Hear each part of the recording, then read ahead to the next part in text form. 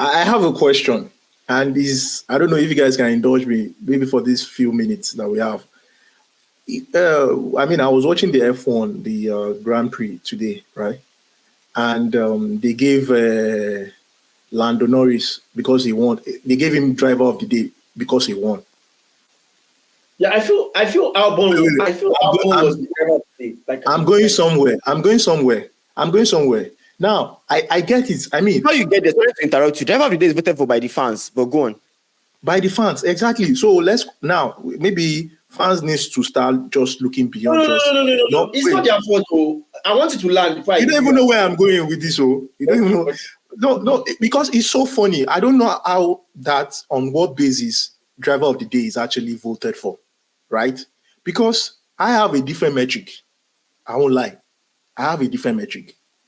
And it's going to sound biased, but it is not. I swear, it is not. It is not based on the fact that I thought Lewis Hamilton should be there for one reason. Now, Lewis Hamilton pole position yesterday was it 15 or 16? 12. I think it was 14th. No. Like his pole position. Are you sure it's 12? I think it wasn't 12 exactly, bro. It was 12th or 11th. It was 12th, most likely 12th. Okay. Now that guy beat 4 or 5 drivers to end the game like in first 8 at the first 7. And nobody talked it so much. He was the one that actually overtake the most in that Grand Prix today. And I'm thinking, like, if you are, and he was overtaking not just small people. The last person that he actually overtake to even get to that spot was Alonso. And it was a tough one. It's 14. I just checked. It's 14. It's 14. It was 14. That's 6 overtakes. Do you get what it means? And there was a period during that race whereby he had to beat, and he was also back again to like 14, 16. And he made at the end of the day, he made it back again. And I'm wondering, like, what are the metrics for actually giving driver of the day? Is it based off on like, oh, you are able to maintain like your lead or what? Akin, first and foremost, I want you to understand that particular would I call it award has always been a voted award, at least for as long as I know. Wale, am I correct? Sorry, before you go on, qualifying yesterday, right? Yes, it was 15th. Then somebody was penalized. Then he went to 14th. He finished 11th. I checked. I watched the race. I didn't watch the race. I watched the qualifying. I didn't watch the race actually. I watched qualifying actually. I didn't watch the race. Actually, we can't hear you. What you are looking at, he received a penalty. He received a penalty. I was surprised you were saying 11 because I saw him at the beginning of the race. He started at 14. Okay, 15. That means unless he received the penalty to go to 14. He received the penalty. I watched the qualifying. I watched the qualifying. He finished 11. He finished 11. He received a 3-place penalty. He finished 12th. He received a 3-place penalty. Then somebody else received a penalty that pushed him up to 14th. So he started at 14th. So, because like I was saying, for driver of the day, like Element was trying to mention, it's voted for by the fans. Do you get? So, and during the race, you can see it in one section of the screen where it goes, go to F1.com to vote for your driver of the race, blah, blah, blah. Drivers. So it's basically like a feeling at that moment for fans. Some fans are like, oh, this guy is doing well today. Let's vote for him. Some other fans are like, nah. So that's a different thing. That's why most times you will see some driver of the day awards and you'll be wondering. I don't like Akin, there are some pretexts to that vote. One, Lando Norris has had pole position multiple times and he has found a way to fumble it. Sure you get. But today he had pole position. No. If you fumble it, whose fault is it? I begin to question you as a driver. There are two things. There are two facts. There are two things, not facts. There are two notions that I think. One, he has always dropped the pole position. He has always fumbled the ball. Two, fans have seen Max win too much race for the life of me that they are exhausted.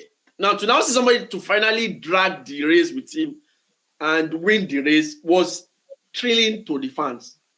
And I can see that as one of the biases that made them vote. It is a voting award. It's so for that reason, I don't consider like driver of the day as for those reasons you mentioned. I don't consider it as any notable award or anything at all, because people are not looking at the race. People are not looking at the race. People are not looking at the race in entirety. That's the annoying thing.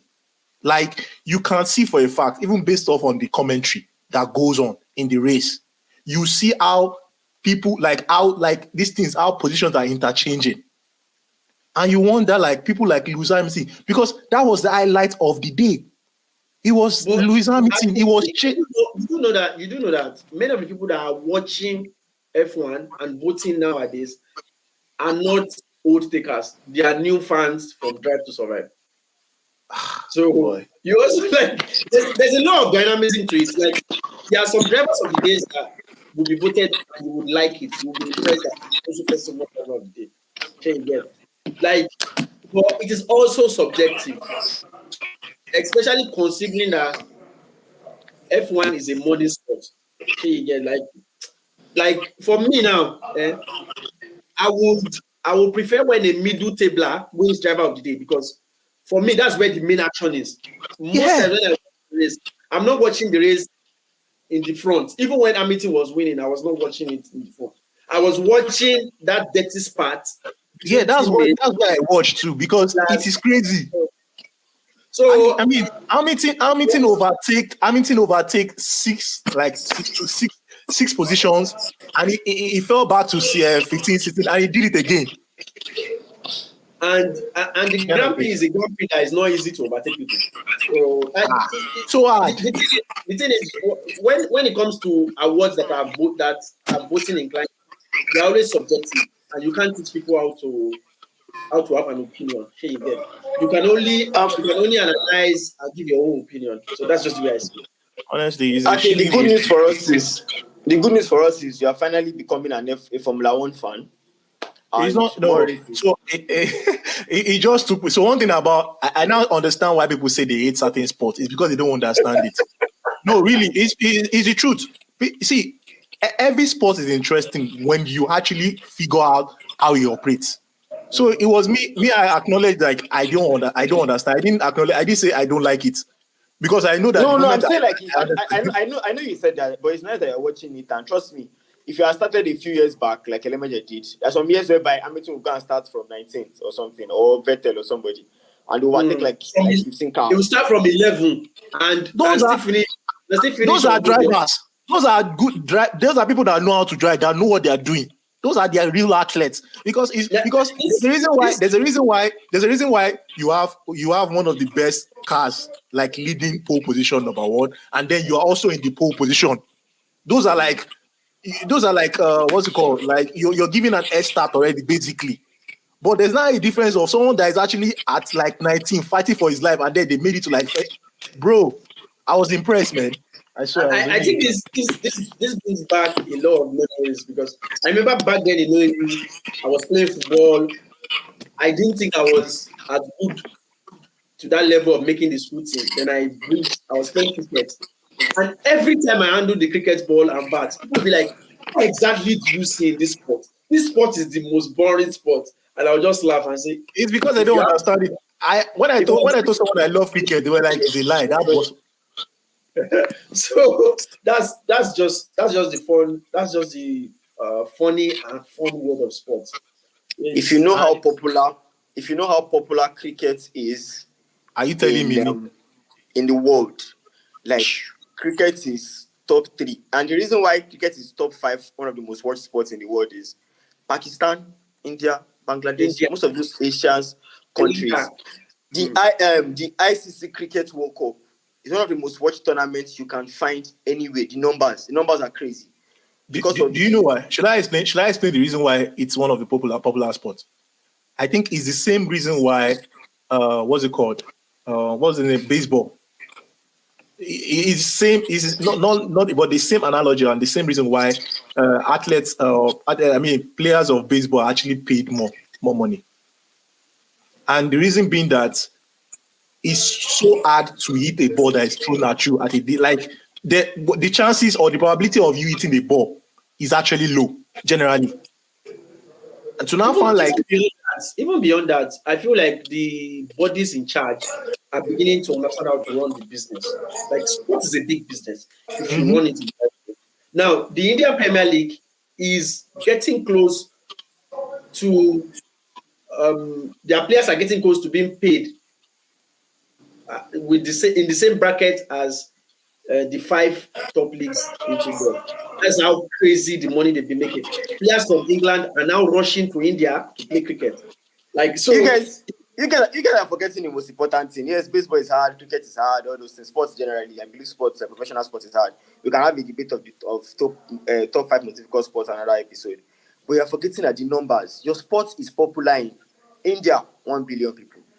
Pakistan, almost around the same range. Bangladesh, like that Asia. The population alone. To them, cricket is the greatest thing. Is the greatest sport before ever. Football, like soccer. Cricket is so. Imagine there are over 1 billion people in India, and they sit down like this to watch cricket every week. These are they sit down like this to watch cricket. So it's crazy numbers. Even in the US with all these the marketing strategy and stuff like that, the NBA doesn't do those numbers. People don't understand shit. They don't exactly. The NBA doesn't do those kind of numbers. Any sport that is not theirs, they don't understand. Exactly. Trust me. Even there's a reason why it's so difficult for soccer to like break like 100% into that market, and it's still surprising even till today. The level I feel like they're just missing the basics. It's the fact that they are trying to run soccer the same way they run other sports, and the way of growing talent in football is different from their sports. So they need to be able to adopt something similar to what the Brazilians are, the South Americans are, the Europeans are.